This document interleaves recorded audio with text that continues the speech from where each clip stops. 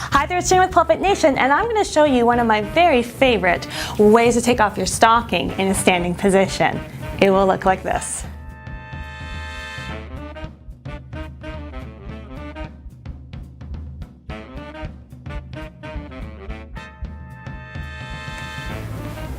So I always believe, again, in setting yourself up for success.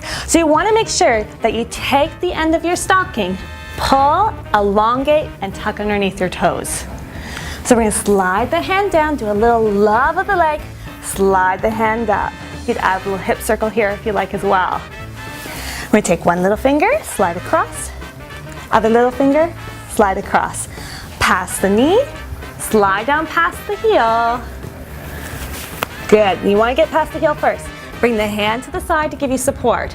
We're going to bring the leg back so it's like in a little quad stretch position. And then pull, pull, pull.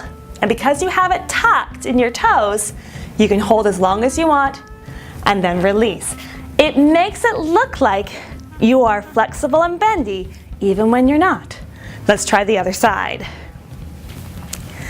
Do a little presentation. Slide the hand down. Slide the hand back.